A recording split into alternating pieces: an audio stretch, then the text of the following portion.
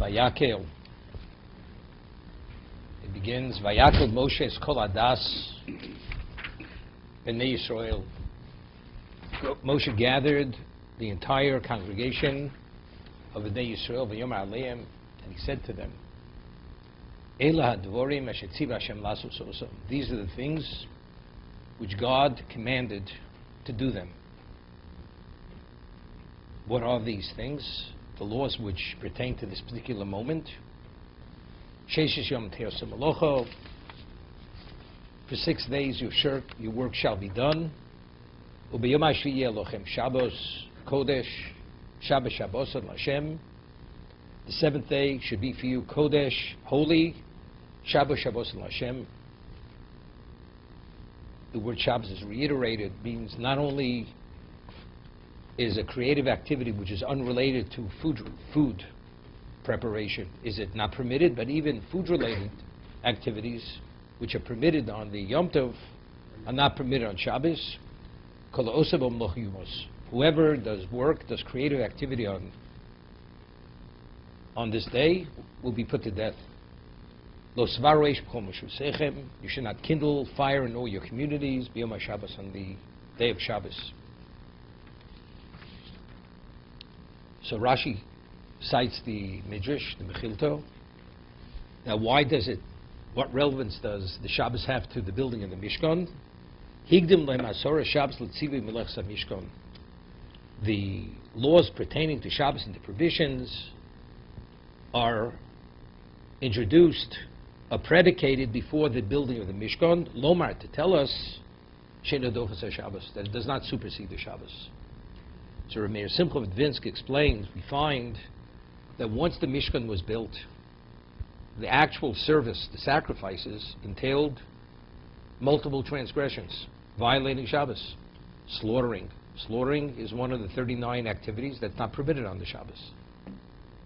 Stripping the hide off the animal, it's not permitted. Kindling a fire is not permitted. Kindle the menorah, you burn the animal. Multiple creative activities were done in the Mishkan and subsequently in the Beis HaMikdash on Shabbos. But yet, prior to its building, it's a Torah prohibition. You're not permitted to violate the Shabbos, to do any of these creative activities. But once the Mishkan was in place, construction, building is not permitted. So erecting the Mishkan would not be permitted.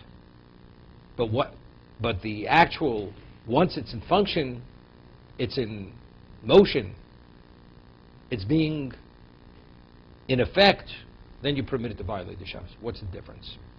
So he explains that Shabbos is a testament that God is the creator.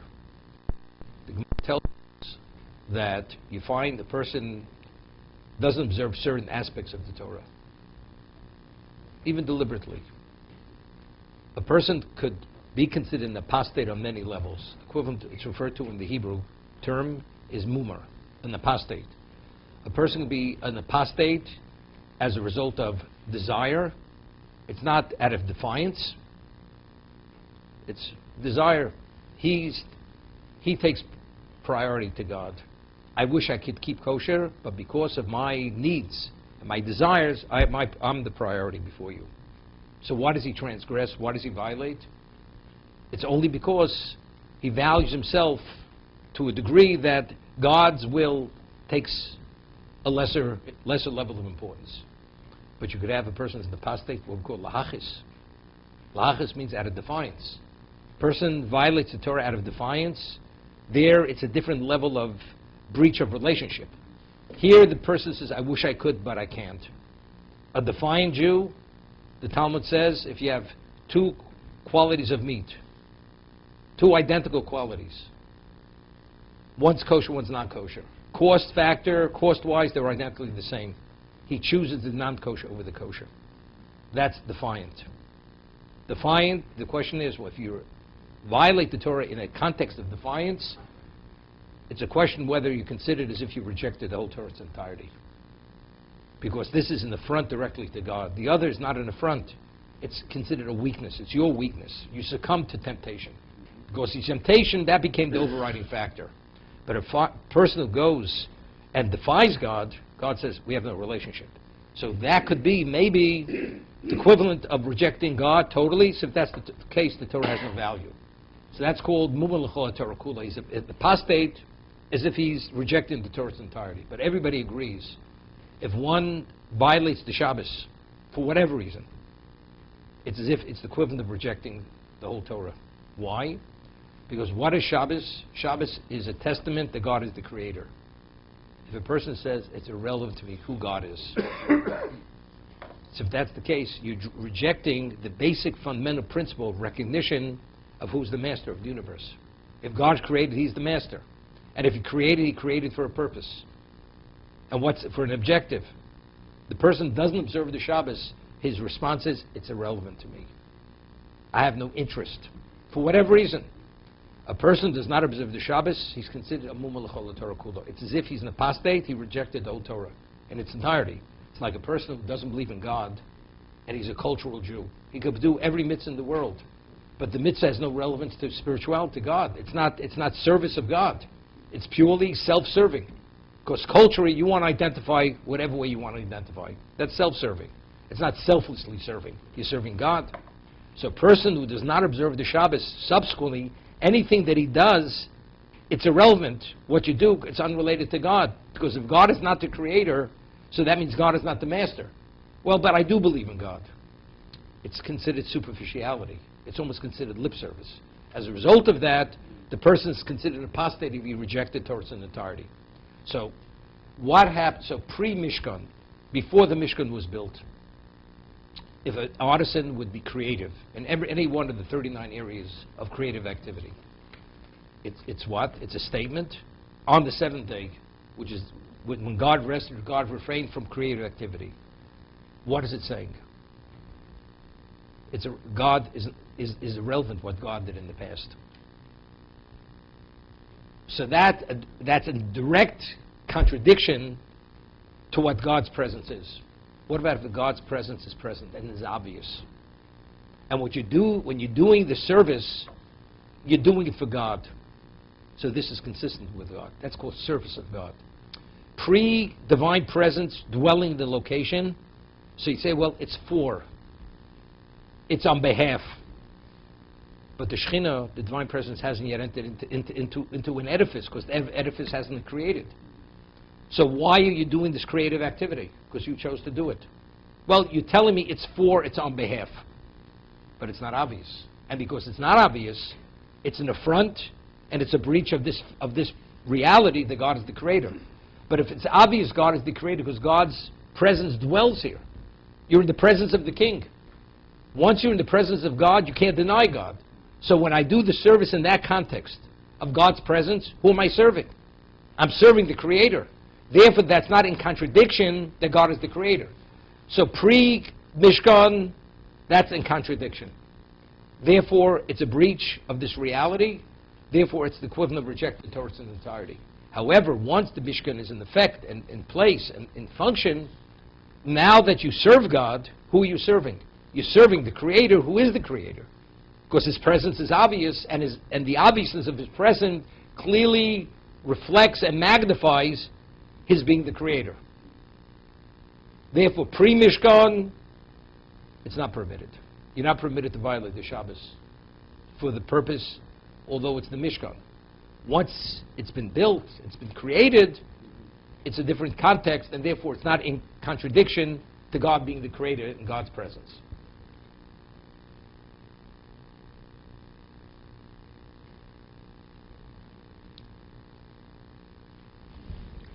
There's a midrash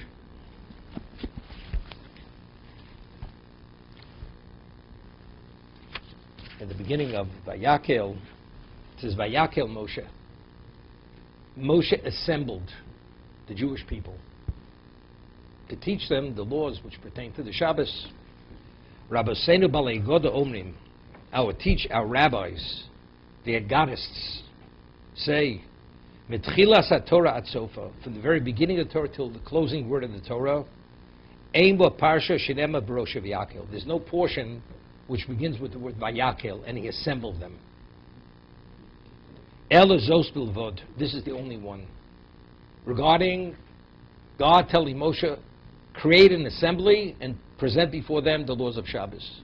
Omer HaKadosh Baruch Hu, Aseh lecho kilos gedolos, assemble large gatherings, large assemblies, udrosh lifneim berabim, and lecture in their presence, in a public setting, Hilchos Shabbos, the laws which pertain to the Shabbos, Kedei sheyilmadu mimcha doros haboim, so that the future generation should learn from you, lahakil kilos b'chol Shabbos u'Shabbos, that they should also gather assemblies every Shabbos. There should be a weekly event on Shabbos. V'lichnos b'botei midrashos, and to gather into the study halls.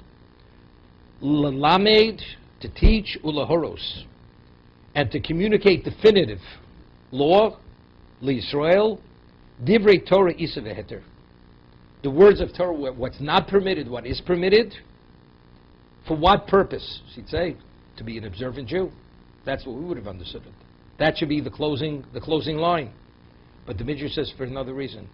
Kedei shemi hagodol miskalis bein bonai, so that my great name should be extolled among my children.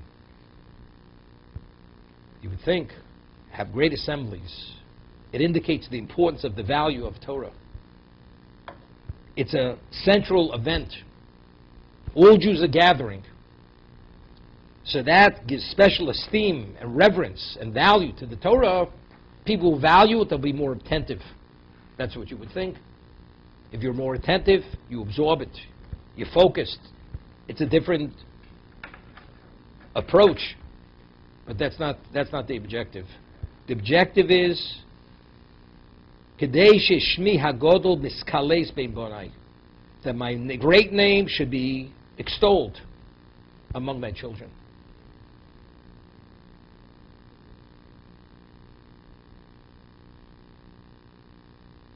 But what should you teach? Not agarata, not agaric concepts. The laws of Isa v'heter.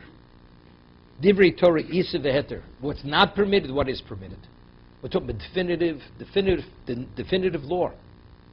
What's permitted, what's not. It's not theoretical.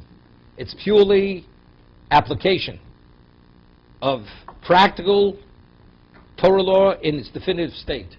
That's what you have to teach. And if you have that, how would the Jews who attend these assemblies of Torah, they will perceive me in a special light, and my great name will be extolled among my children. It's interesting. First, they see something phenomenal. The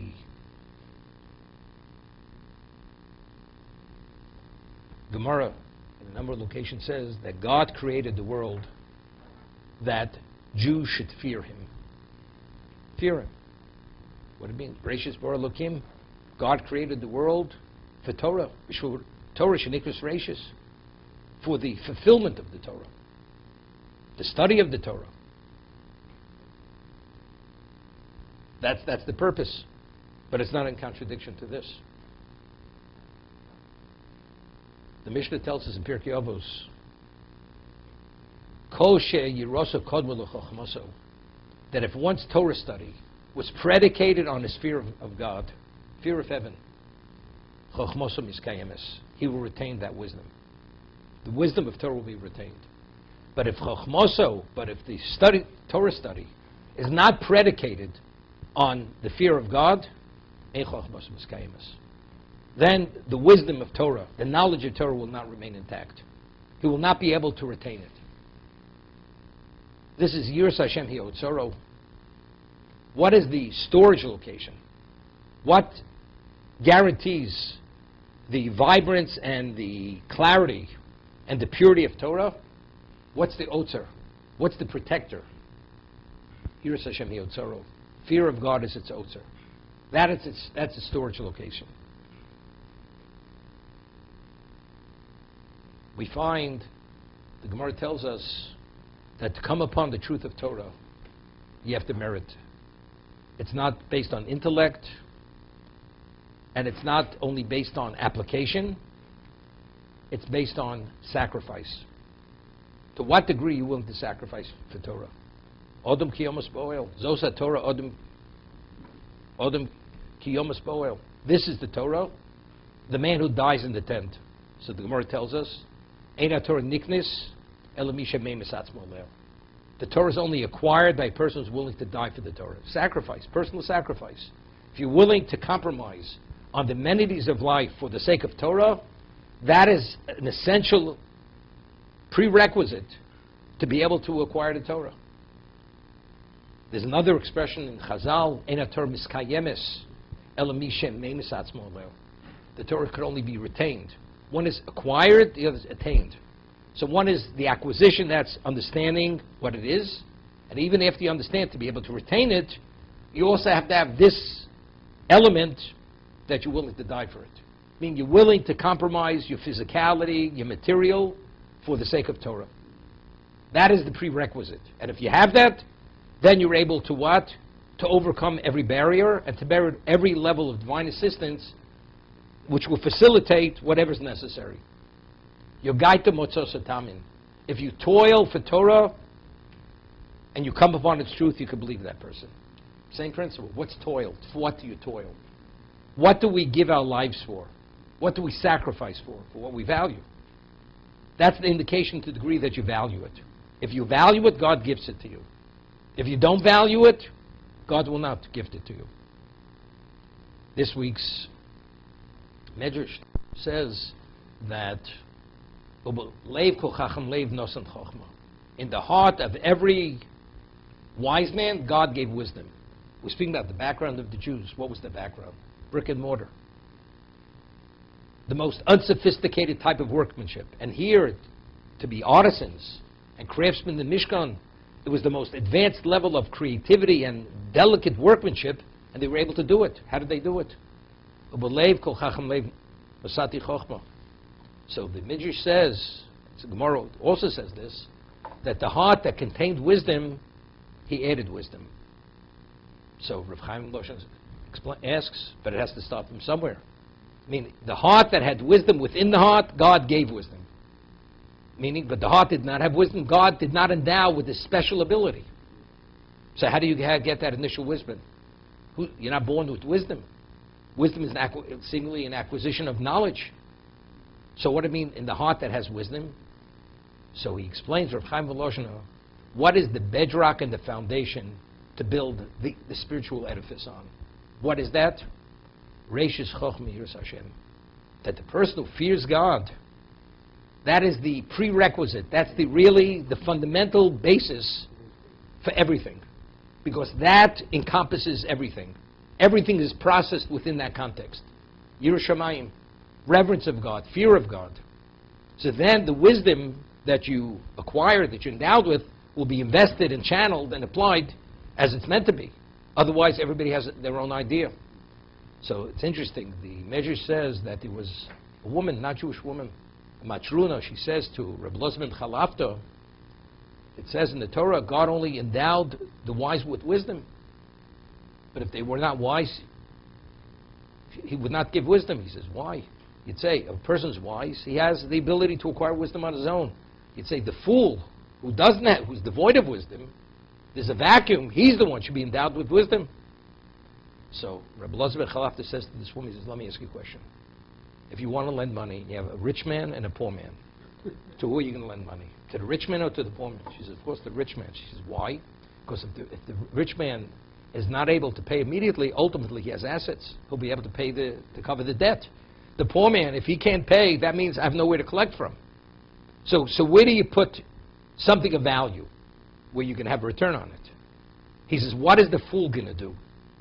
He used the word tipish, the fool, the tipish.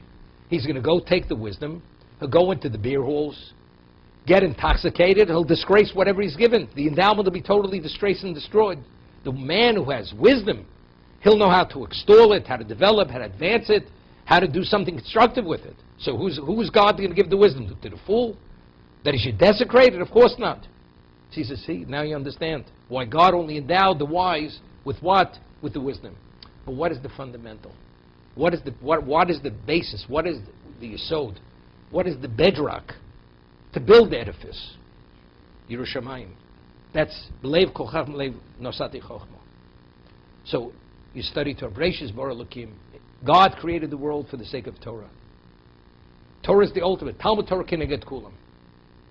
As the Chofetz Chaim cites the Vilna Gaon, one word of Torah is the equivalent of all the Taryag mitzvos, all the 613 mitzvos. So you study 1,000 words, it's 1,000 times 613. That's the dimension of Torah. That's how valuable it is. But who merits that Torah? What retains it? Yerushalayim. If it's coupled and it's engulfed with reverence and with fear of God, we're talking about it's a different dimension of reality. So therefore, the Eskala, who praises God, who extols God? If you revere something special, we speak about expressing praise. You praise God. So why should you gather kilos gedolos, these large assemblies, and lecture before them definitive application of Jewish law, of Torah law? Isavet, what's permitted. So I should be extolled among my children. So the objective is to be extolled. Of course, if you're extolled, now you understand who God is. Now you have a grasp who God is. Now the Torah, only through Torah, Barasi Torah, Barasi Torah Tavlin, Ner Mitzvah Torah, or the Torah is the illuminator. But when is the illuminator? A person has a cataract over his eyes, which is 3 inches thick. That's the membrane. You could have a bright light. The eye's not going to see that light. Why? Because you have a blockage. You have an obstruction. You have the membrane. So you have to somehow peel it away. You have to peel it off. When is it Torah or? Barasi Yitzhara Torah Tavlin. You need the antidote. So if the Torah itself is coupled with fear of God, that vaporizes the evil inclination. Now it shines forth. But if one doesn't have Yerushalayim, so what is the Torah? The Torah is intermingled and intertwined with all your conflicts. One said, the Gemara tells us in Shabbos, quotes a pasuk, that the pasuk says, Orech yomim limino, a length of days to the right, l'smola, to the left, osher v'chavod, wealth and glory. So the Gemara says, what's orech yomim liyamino? A person who's right-handed. He could work with his left hand, but the agility and the easiness is with the right hand, not with the left hand. Left hand is considered awkward. Whatever he can do, he does it in an awkward way, an awkward manner. Orech yomim liyamino. If you want to merit long days, eternal days, that's olam haba, in the most significant way, you do the mitzvah lishma. Do the mitzvah for the sake of the mitzvah. You do the mitzvah for the sake of the mitzvah, it's fully spiritualized. The end result is eternity. That's orech yomim, length of days. L'smola, if you utilize the mitzvah in an awkward context, you do it shlo lishma. Meaning, the application is not, the context is not a proper context. What does it produce? Wealth, glory. That you're going to get. But orech yomim, but the length of days, you're going to be cut short. So I asked why. Why, when you do the mitzvah lishma, which is limin is orech yomim, you merit eternity. Eternity, olam haba, is a relationship with God. And otherwise, it manifests itself in wealth, in the physical, although it's something which is special, wealth and glory. When a person does a mitzvah shlo lishma, in what context are you utilizing the mitzvah? The mitzvah is to ingratiate yourself. So you're taking something which is most spiritual and has infinite innate value, and you're materializing and you're physicalizing what's spiritual. So if you take something spiritual and you apply it and you utilize it in a physical context, so what manifests from that? What evolves from that? Physicality. Exceptional physicality. You know what? Osher v'chavod. Wealth you'll get, who'll receive, glory you'll receive. But in terms of the spiritual value of what it was, you've never addressed the spiritual value. It's like, God forbid, chas v'shalom, person says, God is my doormat, chas v'shalom. That's all you're using. You're only using God to ingratiate yourself. Amnashe ekra chochem. I want to be called a wise man. That's the ulterior motive. I want to be acknowledged by others for the sake of honor, for glory. You want to say that exceptional Talmudic discourse because you want to be written up in the annals of who knows where. Right? Okay? But is that what Torah is? That's not what Torah is. So you're taking it and you're physicalizing it. So if that's the case, how does it manifest itself? In the physical context. But if a person has Yirah Shamayim and he has the Torah, what is he doing? That spiritualizes it. It takes it to another level. Now, as human beings, we're physical beings. Everything we process within our senses, within our conflicts. Within our conflicts. That's how we process things. What happens when a person studies Torah? When it says, Barosi Yetzirah Barosi Lo Torah Tavlin. I've created the Yetzirah, the evil inclination, and the Torah itself is the antidote. What does that mean? What is the meaning of the word Yetzer? Yetzer means inclination. Yetzer Lev Adam Ra Min Urov. The inclination of man is evil from the time that he's cast from the womb of his mother. So what is the physicality of a human being? It's where he's inclined. How do we dispel that inclination? Through the study of Torah. That's how you dispel it. So how does a person have a sense of what's spiritual? By dispelling the inclination. The inclination is physical, and it craves for everything, which is the antithesis of spirituality. That's what inclination is. It's Yetzer Lev Adam Ra. What is this inclination? It's inclined to evil, to physicality, to desire, to hedonism. So how do you curb that? Even more than curb it. How do you dispel it? Once that's dispelled, now you're able to have sense of what your spirituality is. Because the essence of the Jew is spirituality. Gather large gatherings of Jews and lecture before them the laws of Shabbos, definitive halacha which pertains to what's not permitted, what is permitted. So I should be extolled among my children. What happens if they undergo that process? This is a spiritualization process. You're spiritualizing them. In what context? It's a public Kiddush Hashem. So it's the most advanced level of spiritualization. Torah is the ultimate. Talmud Torah Keneged Kulam. And in addition, it's Barabim. So this is Kiddush Hashem Barabim, which is the ultimate. You're sanctifying God's name in a public setting. So under what process is the person being spiritualized? The most advanced level. Torah, Kiddush Hashem. Now the person has a sense of who God is. If you have a sense who God is, now I will be praised among my children. This is what it's about. But what is the ultimate objective? L'chvodi barosif. The ultimate kvodi is what? Is reverence. That's the ultimate level of kavod shamayim. Revering God.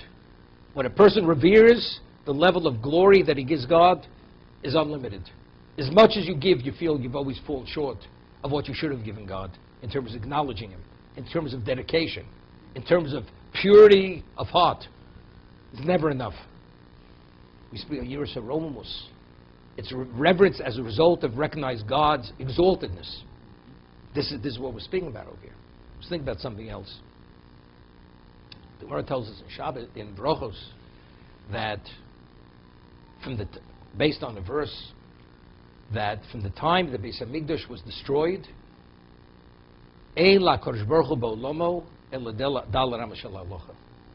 the only thing that God has in this world, this interest in this world, is the 4 cubits of definitive halacha.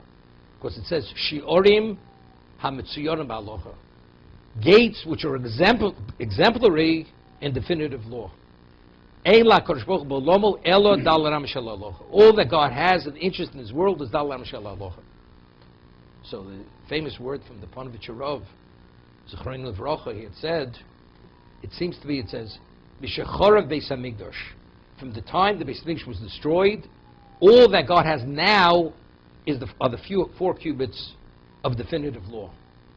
But it seems to be when the Beis HaMikdash stood, he had 2 locations. He had the Beis HaMikdash, which is Osli Mishkan V'Shachanti B'Sofa, make for me the sanctuary that I should dwell in your midst. So that was the medium. There's another medium. When the Jew studies definitive law, what's not permitted, what is permitted, It's the identical level of Shechina, of divine presence, as the Beis Hamikdash. No less. No less. Now we understand, maybe, with this, we say, when we conclude the Shemona Esrei, we supplicate Hashem, She'ibana Beis Hamikdash b'meher v'yameinu, v'seichel keinu b'sorasecha. You should build the temple speedily in our time, and you should give us our portion in your Torah. Beis Hamikdash is one thing, Torah is something else. The temple, the Mishkan, the sanctuary, that's for the divine presence. Seichel kein b'sorasecha. Give us our portion of the Torah. That's the study of Torah. So you say maybe the linkage is this. It says Kimi Tzion Teisei Sora. That from Tzion, the Beis Hamikdash, the location of the divine presence, that's Tzion Teisei Sora. You merit that special divine assistance to be able to come along the truth of Torah. That's the linkage. That's the juxtaposition and the relevance of one to another. But according to what we're saying now, it's much more than that. What is the Beis Hamikdash? Why do we want the temple? Why? Because as we mentioned in Gemara last week in Brachos, that since the Beis Hamikdash has been destroyed, God bemoans the fact that his children were exiled. His temple has been destroyed. The sanctuary lies in ash, burnt. That's what it is. So we were asking Hashem to return, to rebuild the edifice. It should be a replica of what Shlomo Melech built. That's what we're asking for. We're asking for the restoration of the Shechina, that the divine presence should return. She'ibana Beis Hamikdash b'meher v'yameinu, v'sei chelkeinu b'sorasecha. What is the chelkeinu? If we have our share of Torah, what does that engender? What does that attract? What does that bring about? It brings about the same level of Shechina as the Beis Hamikdash. It's a parallel. The Torah is the parallel to the Beis Hamikdash. So what's the Eskol aspect? So are you ever exposed to a level of spirituality as when you study Torah? Why should you lecture in the public setting the definitive halacha of Isavet, what's not permitted, what is permitted? Because if you're exposed to that level of holiness, the divine presence, you're electrified. It vaporizes every barrier, every obstruction. Every level of inclination which is inclined not to what it should be inclined to is removed. So the person is fully open to internalize the value of God. When you value and you're open to internalize and absorb it to the depths of the neshama, I would be praised among my children. This is the ultimate level. But it's specifically, it's Shorim HaMatsuyim Halacha, it's gates which are exemplary and definitive. It's not theoretical. It's possible. There's a vagueness. It's practical, definitive application of Torah itself. That allows us to come upon an appreciation, an understanding, internalization of God himself.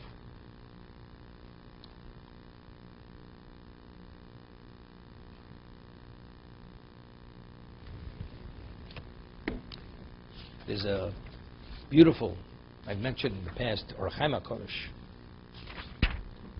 He speaks about two classifications of Jews who participated in the building of the Mishkan.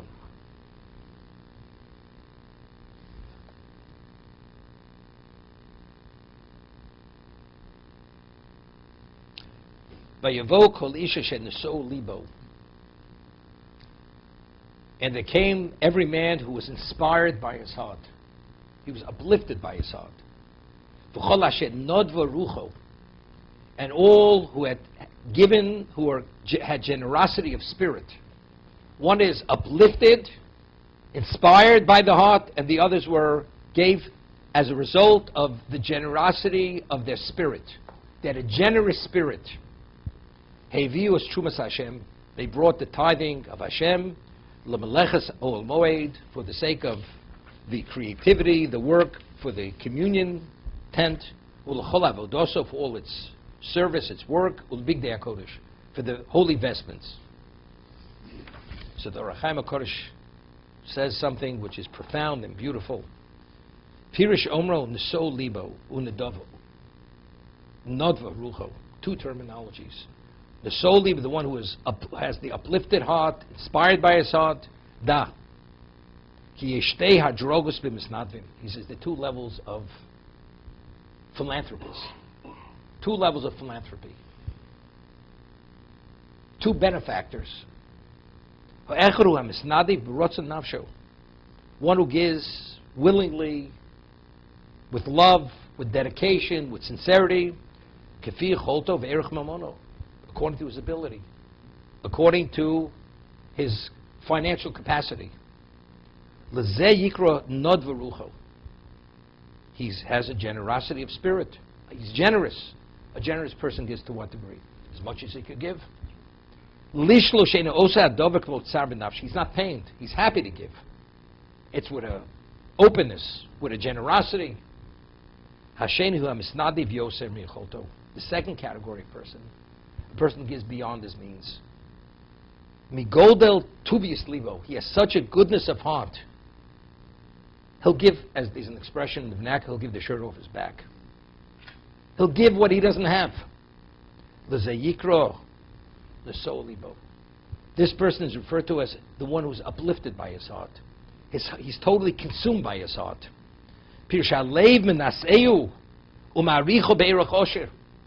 He's a poor man or mediocre income, but his heart lifts him to a level that he behaves like a wealthy man. He gives charity like a wealthy man. More than he could give, something which is precious.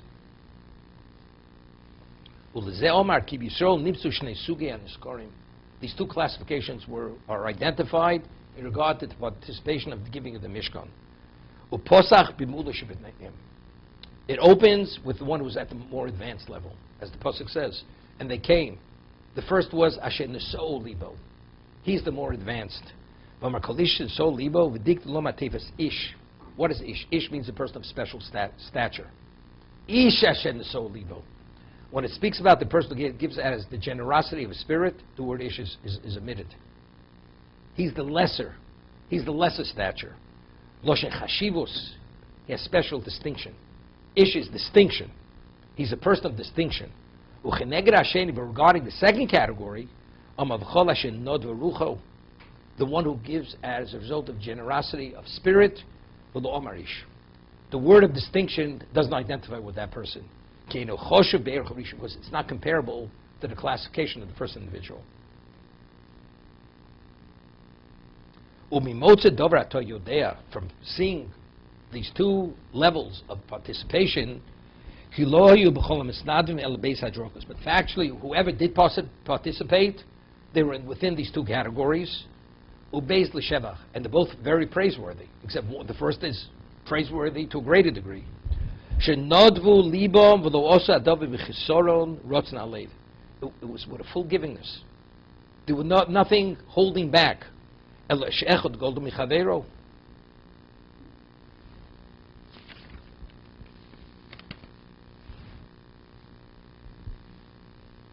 Then he says, later,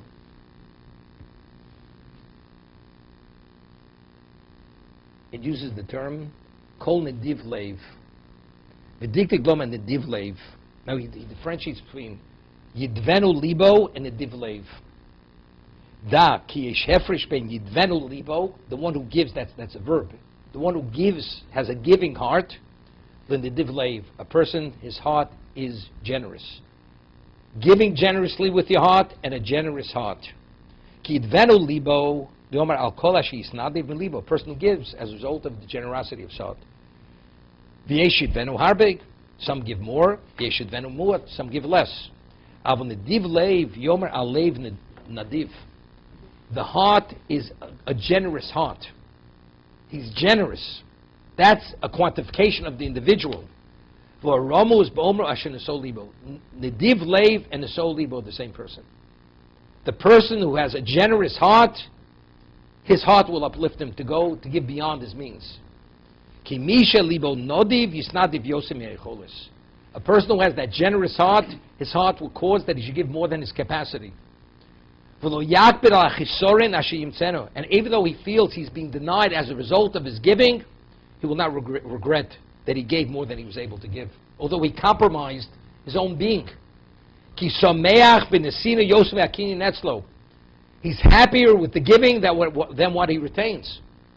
V'omer kol klizov.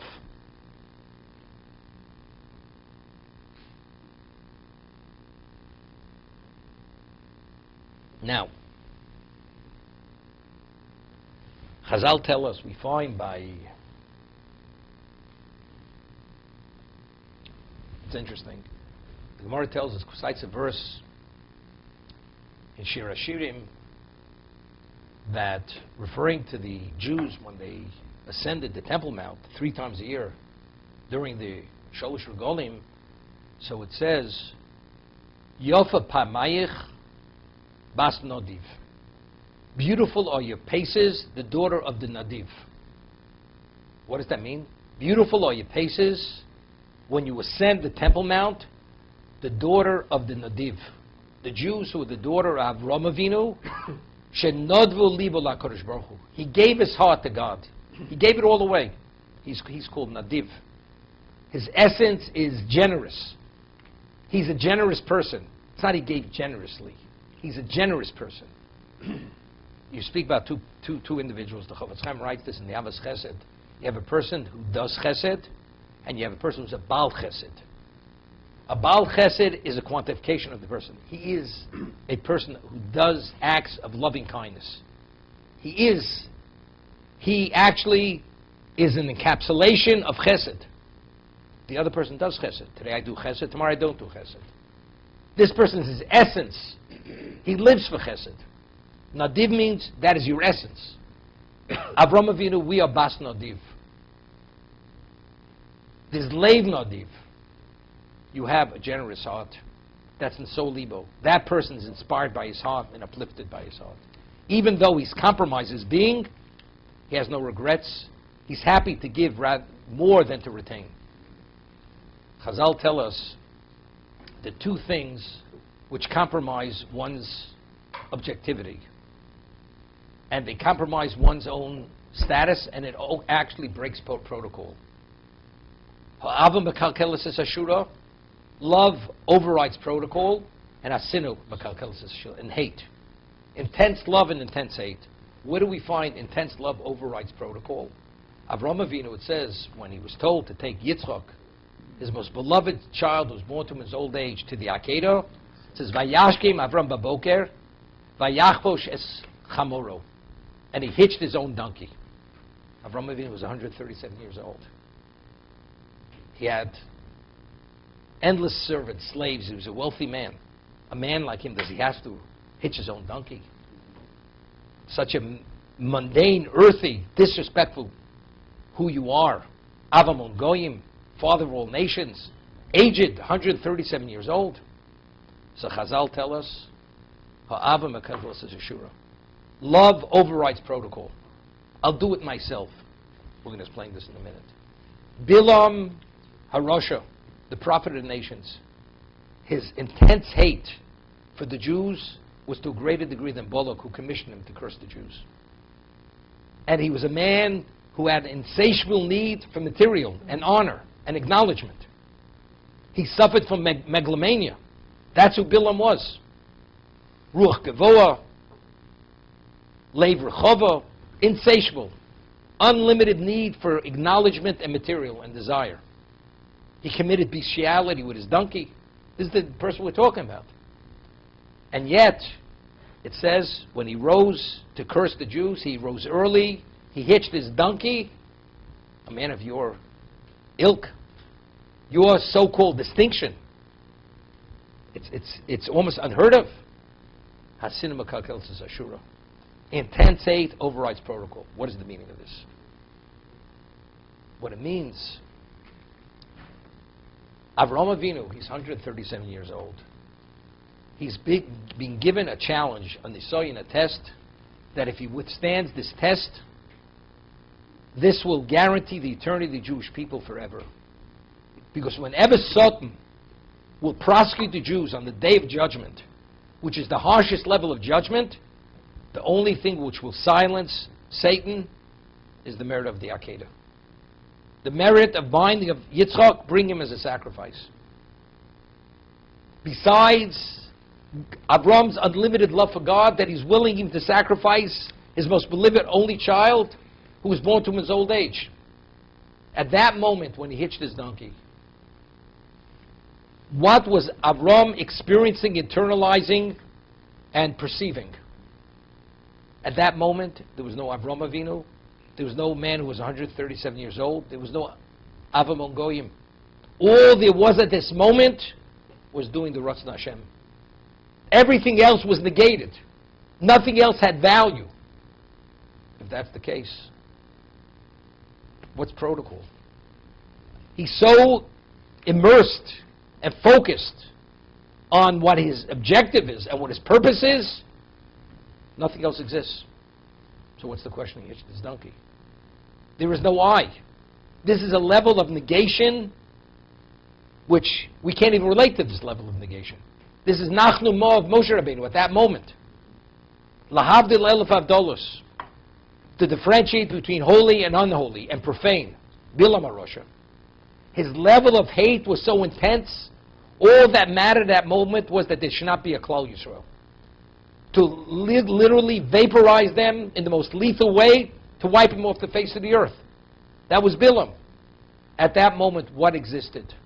There was no Bilam, there was no megalomania, there was nothing but the objective to destroy the Jewish people.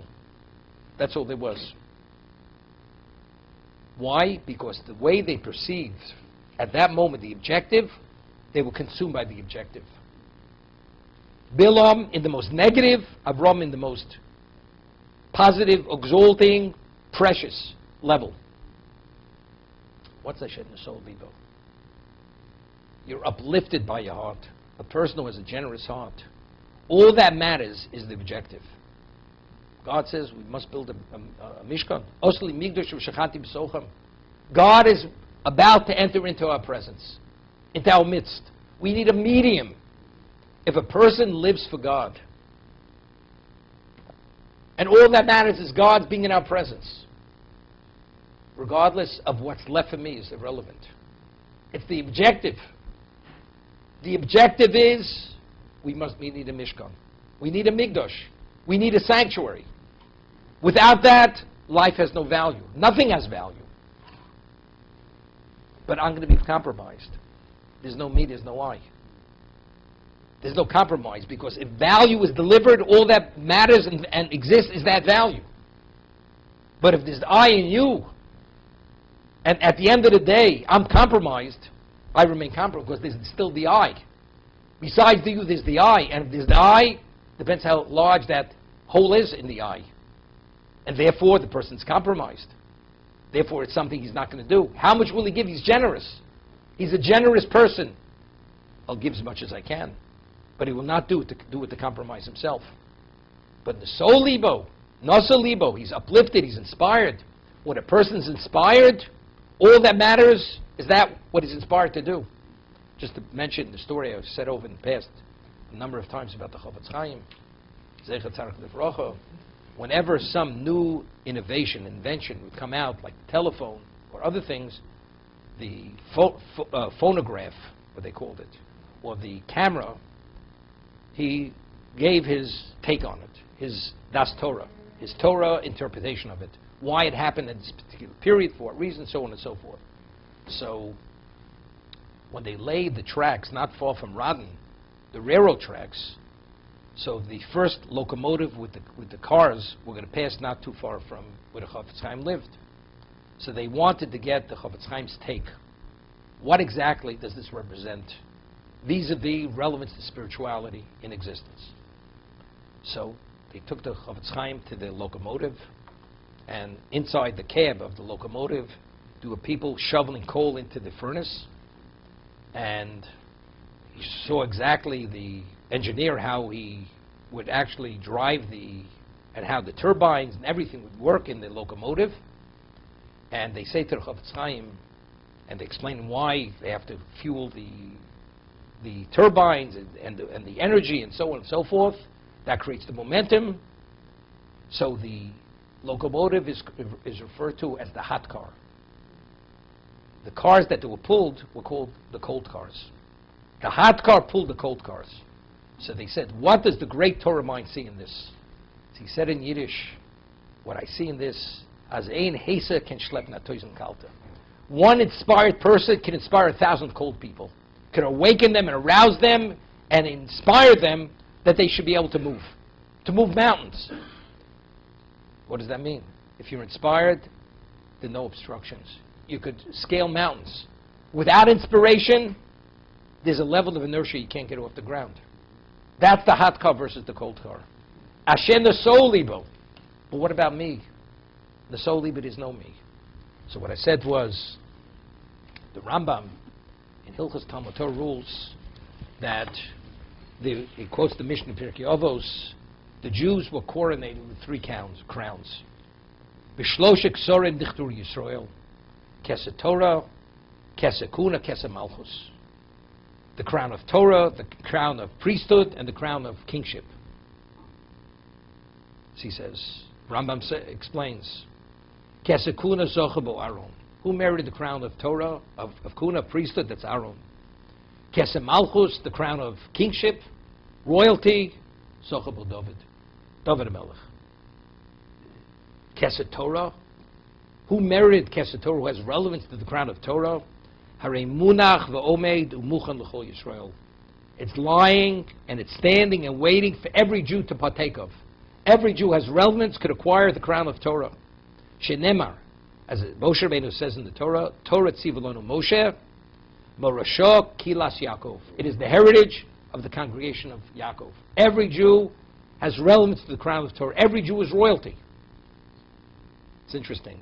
The Gemara tells us, Man Malki Rabbanon. Who are the kings? Who are the princes? The Talmidei Chachamim.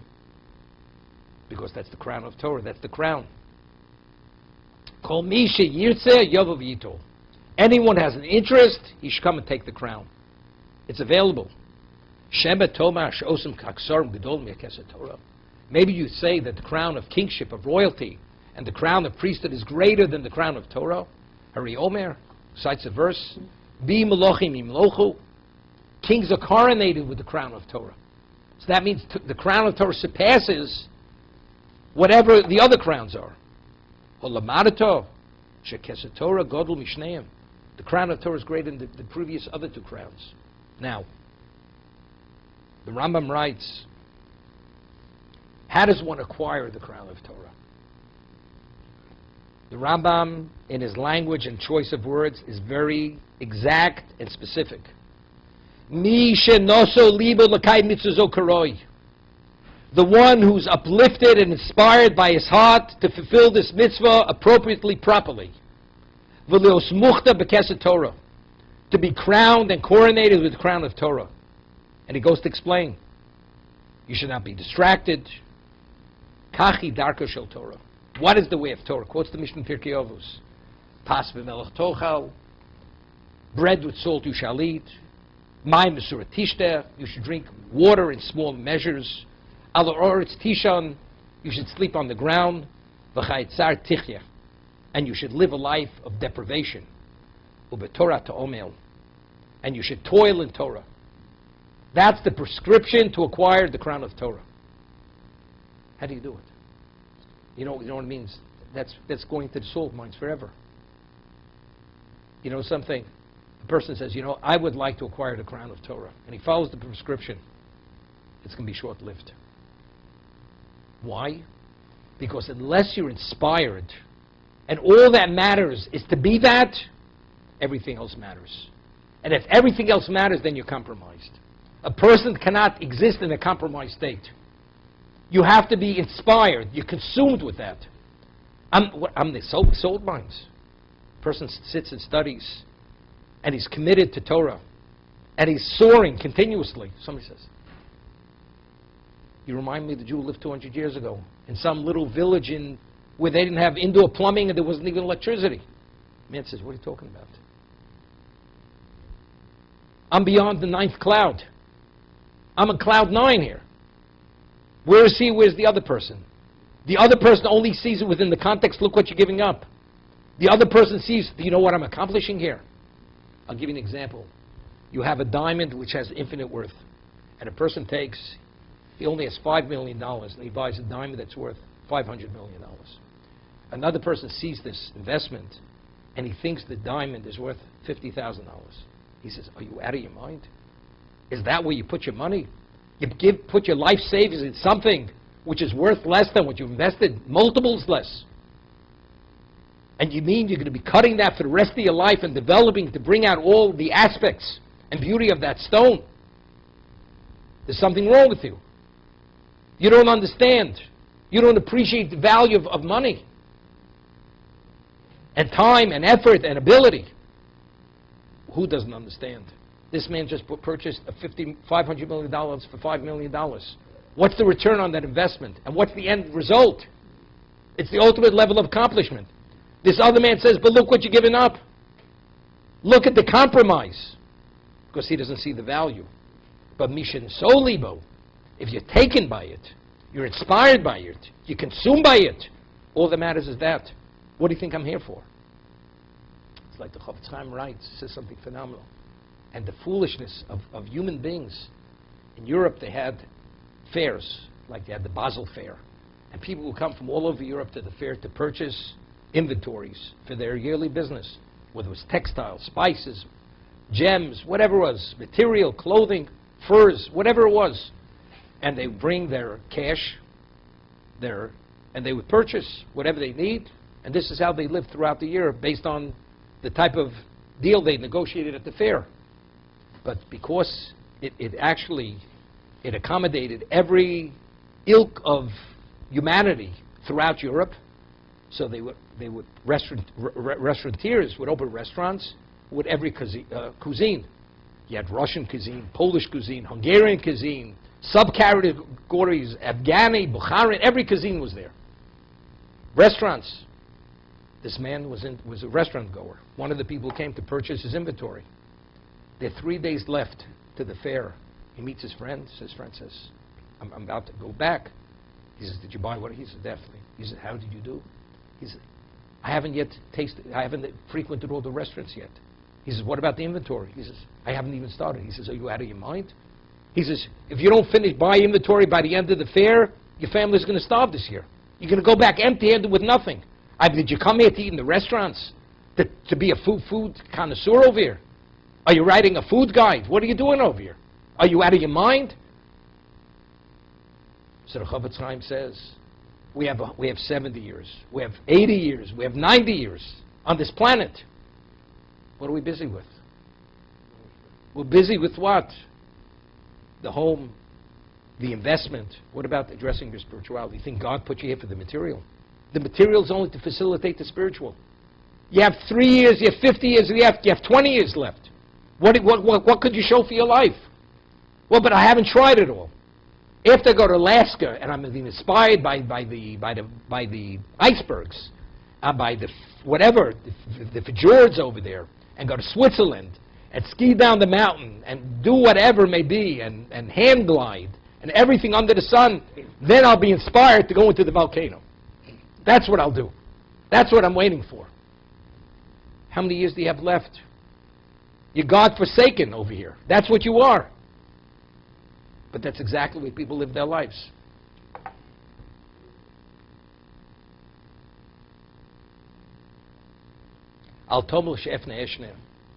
Don't say we don't have time, I'll study. I'll retire at 40 when I make Forbes 120. When you make 120, but you know, you want to be number 5. I'll push it to 60. 60, you fell back a few spots. You want to push it, get to a lower number. Okay? Shemelo tipone. You may never meet that moment when you're going to have time. You have to strike the iron when it's hot. Opportunity presents itself, you have to take advantage. Rabbi, I'm not ready yet. I'm not ready yet. I'm not ready yet. They tell the story of Chaim Volozhiner. Used to study was the closest student to the Vilna Gaon. And they were studying something, and the Vilna Gaon asked the question, he had no answer to it. No answer. For the Vilna Gaon not to be able to come up with an answer, it's impossible to believe. And he agonized that he didn't understand some passage in the Talmud, in the Gemara. And Rav Chaim Volozhiner, although he was something exceptional, of course not comparable to his Rebbe, the Gaon, And he understood. So he's traveling back from Vilna, and he stops off at an inn.